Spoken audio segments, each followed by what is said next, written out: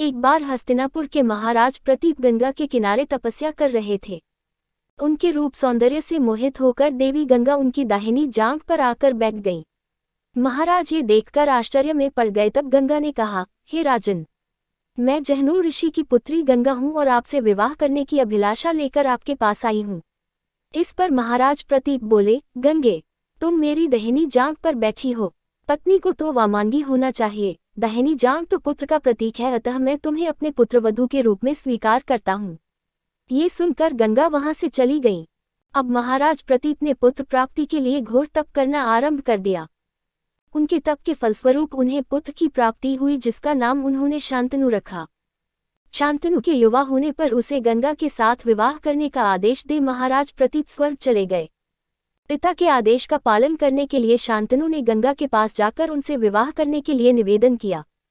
गंगा बोली, राजन, मैं आपके साथ विवाह तो कर सकती हूँ, किंतु आपको वचन देना होगा कि आप मेरे किसी भी कार्य में हस्तक्षेप नहीं करेंगे। शांतनु ने गंगा के कहे अनुसार वचन देकर उनसे विवाह कर लिया। गंगा के गर्भ से महाराज शांतनु के 8 पुत्र हुए, जिनमें से 7 को गंगा ने गंगा नदी में ले जाकर बहा दिया और अपने दिए हुए वचन में बंधे होने के कारण महाराज शांतनु कुछ बोल न सके। जब गंगा का 8वां पुत्र हुआ और वह उसे भी नदी में बहाने के लिए ले जाने लगी तो राजा शांतनु से रहा न गया और वे बोले, गंगे, तुमने मेरे 7 पुत्रों को नदी में बहा दिया, किंतु अपनी प्रतिज्ञा के अनुसार मैंने कुछ न कहा। अब तुम मेरे इस 8वें पुत्र को भी बहाने जा रही हो। मैं तुमसे प्रार्थना करता हूँ कि कृपा करके इसे नदी में मत बहाओ। ये सुनकर गंगा ने कहा, राजन, आपने अपनी प्रतिज्ञा भंग कर दी है, इसलिए अब मैं आपके पास नहीं रह सकती। इतना कहकर गंगा अपने पुत्र के साथ अंतर्ध्यान हो गई। तत्पश्चात महाराज शांतनु ने 36 वर्ष ब्रह्मचर्य व्रत धारण करके व्यतीत कर दिए। फिर एक दिन उन्होंने गंगा के किनारे जाकर गंगा से कहा, गंगे, आज मेरी इच्छा उस बालक को देखने की हो रही है जिसे तुम अपने साथ ले गई थी। गंगा एक सुंदर स्त्री के रूप में उस बालक के साथ प्रकट हो गई और बोली, राजन, यह आपका पुत्र है तथा इसका नाम देवव्रत है, इसे ग्रहण करो।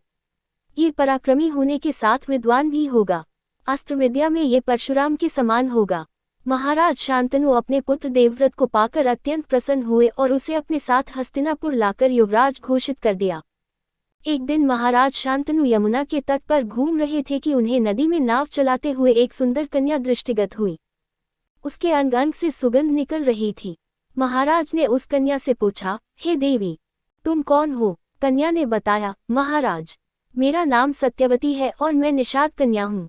महाराज उसके रूप यौवन पर रीझ कर तत्काल उसके पिता के पास पहुँचे और सत्यवती के साथ अपने विवाह का प्रस्ताव किया। इस पर धीनव निषाद बोला, राजन, मुझे अपनी कन्या का आपके साथ विवाह करने में कोई आपत्ति नहीं है, परंतु आपको मेरी कन्या के गर्भ से उत्पन्न पुत्र को ही अपने राज्य का उत्तराधिकारी बनाना होगा। निषाद के इन वचनों को सुनकर महाराज शांतनु चुपचाप हस्तिनापुर लौट आए। सत्यवती के वियोग में महाराज शांतनु व्याकुल रहने लगे। उनका शरीर दुर्बल होने लगा। महाराज की इस दशा को देखकर देवव्रत को बड़ी चिंता हुई। जब उन्हें मंत्रियों के द्वारा पिता की इस प्रकार की दशा होने का कारण ज्ञात हुआ तो वे तत्काल समस्त मंत्रियों के साथ निषाद के घर जा पहुंचे और उन्होंने निषाद से कहा, हे निषाद, आप सहर्ष अपनी पुत्री सत्यवती का विवाह मेरे पिता शांतनु के साथ कर दें। मैं आपको वचन देता हूं कि आपकी पुत्री के गर्भ से जो बालक जन्म लेगा वही राज्य का उत्तराधिकारी होगा। कालांतर में मेरी कोई संतान आपकी पुत्री के संतान का अधिकार छीन न पाए, इस कारण से मैं प्रतिज्ञा करता हूं कि मैं आजन्म अविवाहित रहूंगा। उनकी इस प्रतिज्ञा को सुनकर निषाद ने हाथ जोड़कर कहा, हे देवव्रत, आपकी ये प्रतिज्ञा अभूतपूर्व है। इतना कहकर निषाद ने तत्काल अपनी पुत्री सत्यवती को देवव्रत तथा उनके मंत्रियों के साथ हस्तिनापुर भेज दिया। देवव्रत ने अपनी माता सत्यवती को लाकर अपने पिता शांतनु को सौंप दिया।